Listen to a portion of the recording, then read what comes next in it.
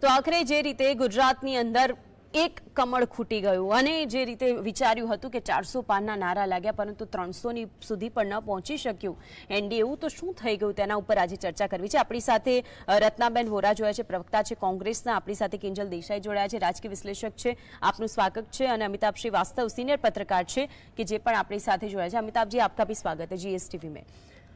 તો આ ત્રણ ગેસ્ટ આપણી સાથે જોડાઈ ગયા છે. સૌથી પહેલા આપની પાસે આવું છું રત્નાબેન, કારણ કે એ બેઠકો ગુજરાતની અંદર કે જે ફક્ત ને ફક્ત બીજેપીના ફાળે 2014-2019 ની અંદર આપી જોઈ, આ વખતે એ વેવ દેખાતો કે ગેનીબેન કંઈક કરી બતાવશે ને એવું કરી બતાવ્યું બનાસની બેન ગેનીબેન કે જે હવે દિલ્હીમાં જોવા મળશે. શું કહેવું છે આપનું? જી બેન, જે ગેનીબેન છે એ જનમાનસના નેતા છે અને એ પાયાના નેતા છે અને 2 વખત વાવના ધારાસભ્ય રહેલા છે, હાલ પણ ધારાસભ્ય જ હતા અને તેઓ સતત પબ્લિક સાથે જોડાયેલી એક એવી વ્યક્તિ છે અને ડાઉન ટુ અર્થ કહેવાય છે ને એવા વ્યક્તિ છે, ગ્રાસરૂટ લેવલના કાર્યકર્તા જેવા વ્યક્તિ છે.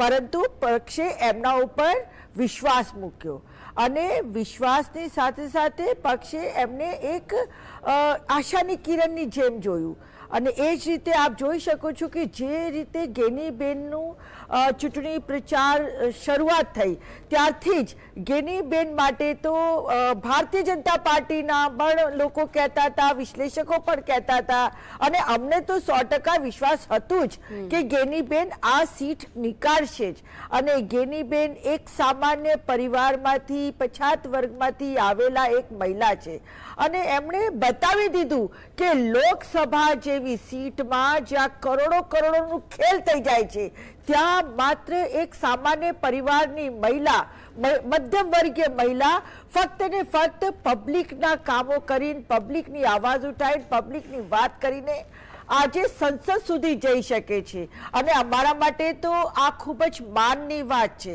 સાથે સાથે હું તો એ કહું છું કે 10 વર્ષ પછી અમારા કોંગ્રેસમાં ખાતું ખુલ્યું છે અને ગેનીબેન આજે ચૂંટાઈને આવ્યા છે. તો હું એમ કહું છું કે ગેનીબેનને એક શગુન ખોલ્યું છે. એ અમારા માટે શગુન છે. હવે શગુન 1 રૂપિયાનો હોય, 11 રૂપિયાનો હોય, 21 રૂપિયાનો હોય, એટલે એક શગુનથી શરૂઆત કરી છે. આગામી સમયમાં એક પછી એક જ્યાં કમળ ખીલેલા છે ત્યાં પંજો ઉઠી શકે છે તેવું આપ માની રહ્યા છો? ઓકે, બિલકુલ. જે રીતે ગેનીબેનની વાત કરી લીધી, પરંતુ એવું હતું કે અમુક બેઠકો કે જ્યાં કોંગ્રેસ પક્ષ મજબૂત દેખાતો, ખાસ કરીને આણંદની અંદર એવું થયું કે આણંદમાં તો જીતે છે ચાવડાજી, પરંતુ એમાં પણ ન જીતી શક્યા. હવે આપને શું લાગે છે આગામી સમયની અંદર શું રણનીતિ લઈને આગળ વધશો?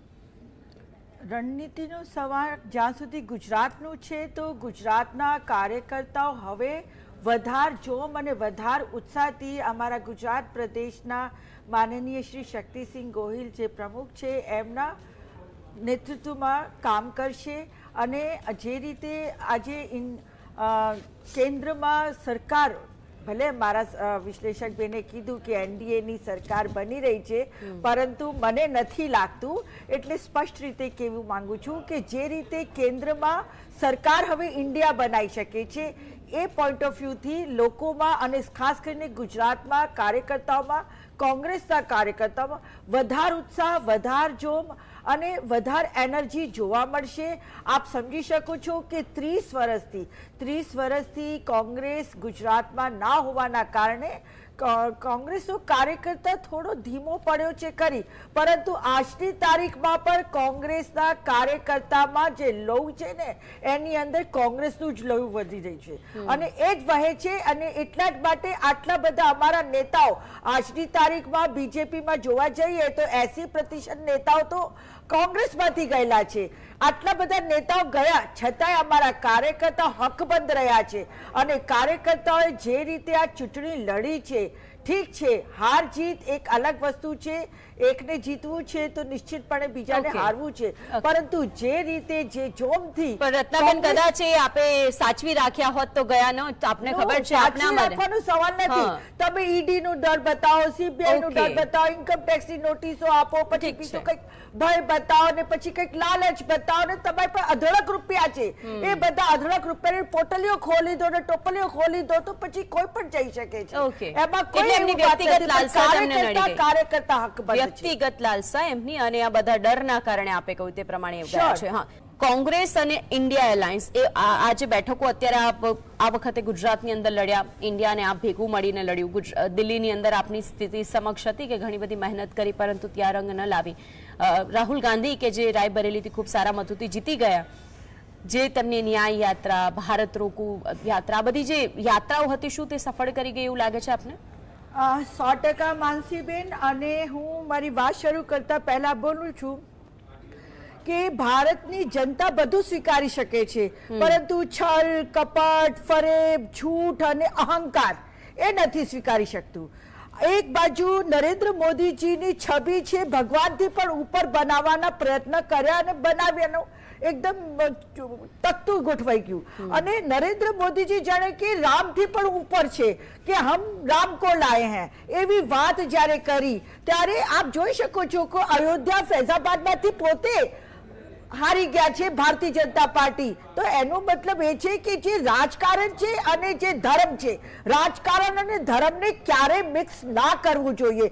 પરંતુ મોદી સાહેબે એમ વિચાર્યું કે લોકોની ભાવનાઓની સાથે એમણે ખિલવાડ કર્યું કે લોકોની ભાવનાઓને ઉશ્કેરો. તમે જોયું છે મટન, મચ્છી, મુગલ, પછી મુજરા, એ બધી ઘણી બધી વાતો એમણે કરી છે. મંગલસૂત્ર, ભેંસ ચોરી કરી લેંગે, ટોટી ले जाएंगे. અરે પ્રધાનમંત્રી છો ભાઈ, પ્રધાનમંત્રીનું આ લેવલનું ભાષણ પ્રજાએ સ્વીકાર્યું નહીં, એમને ફેંકી દીધી છે અને એમની સત્તાને નેસ્તનાબૂદ કરી દીધી છે. 2014માં 283 વોટ લઈ 283 હતા, પછી 2019માં 303 હતા અને આ ફેરા એમને તો મેજોરિટીના પર ફાફા પડ્યા છે. 240 ઉપર ફૂલ સ્ટોપ થઈ ગયું છે. એટલે ભારત દેશની પ્રજાએ એમને નકારી કાઢ્યા છે. અને કોંગ્રેસ અને ઇન્ડિયા ગઠબંધન માટે તો રત્નાબેન એવું કહેવાય. નો મને પૂરી હવે મને વાત એક સવાલ કહું, એક જ આરએસએસ ને પણ એમને નકાર્યા છે. ભારતીય જનતા પાર્ટી અને તમે જુઓ છો કે જેપી નડ્ડાએ કેવું સ્ટેટમેન્ટ આપ્યું હતું કે અબ હમે આરએસએસ की जरूरत નથી. તો મારે તો એક જ વાત કરવી છે. તમને બધાને ખ્યાલ હશે કે એક ઉંદર હતો ને એક સાધુ હતો અને ઉંદરને જેમ આગળ તમને ખ્યાલ છે કે સાધુએ ઉંદરને વાઘ બનાવ્યો અને પછી એ જ વાઘ સાધુને ખાવા ગયો ત્યારે એ સાધુએ પછી એને ઉંદર બનાવી દીધો. તો આજે આ સ્થિતિ છે. આજે નરેન્દ્ર મોદીજીની આ સેમ સ્થિતિ આવી ગઈ છે. ભારતીય જનતા પાર્ટી આ જ સ્થિતિએ બેઠી છે અને આરએસએસ ના સાથ સહકાર ટેકા વગર ભારતીય જનતા પાર્ટી આગળ વધી નથી શકતી. પરંતુ એમણે ભારતીય જનતા પાર્ટી આરએસએસ ને પણ ઓવરટેક કરવાની કોશિશ કરી. અરે જ્યારે તમે તમારી પેટર્નની જે તમારી પિતૃક સંસ્થા છે એને તમે ઓવરટેક કરવા જાઓ, બાપને કહો કે તું બાજુમાં બેસી જા ને હવે હું રાજપાટ કરીશ, એ ના ચાલે. એટલે પ્રજાએ સ્વીકારી લીધું કે આ માણસ બોગસ છે.